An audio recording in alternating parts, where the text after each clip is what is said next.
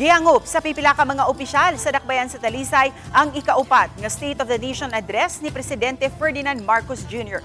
Ang report ni Femri Dumabo.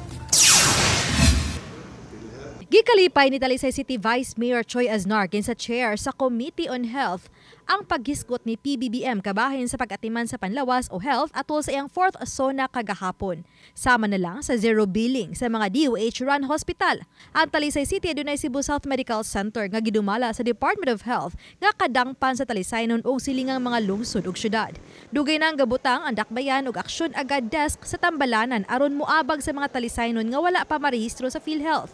Miuban usab ang PhilHealth sa matag semana nga barangay visit aron daghan ang makarehistro ini. During our kanang barangay visit, kanang naagyod ang PhilHealth dinha ni kuyog nato para as much as possible daghan tag ma-register na mga igsuong Talisaynon sa PhilHealth para ma-cover ang ilang konsulta. Mato di Konsehal Rocky Baas, chairman sa Committee on Social Services, nga makatabang ang mga social services program sa nasudnong kagamhanan sa mga programa sa dakbayan. Naman tayo AICS nga programa. Ito yung pattern sa national.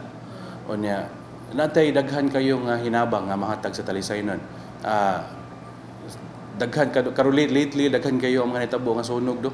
Kasunod ang sunog sa Talisay. So nagyo hinabang nga nahatag ang Talisay kay ordinance naman na siya. Samtang gilagway sa Dean sa National College of Public Administration and Governance sa UP Diliman, Christopher Berse, nga maayo ang gihimong pag-angkon sa presidente sa nahimong kakuwangan sa kagamhanan.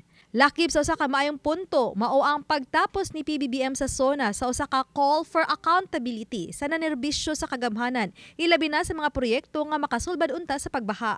Nadetalyo usab niini ang nahimo sa kagamhanan kabahin sa health, education, infrastructure, transportation ug uban pa. Hinunakuwangan si Dean Berse sa paghisgot sa mga priority bill o kabahin sa artificial intelligence. Maganda sana kung na-highlight niya ano ba yung mga priority bills na gusto niya maipasa ng Kongreso, lalo na kaharap niya mismo yung mga miyembro ng Senado at House of Representatives.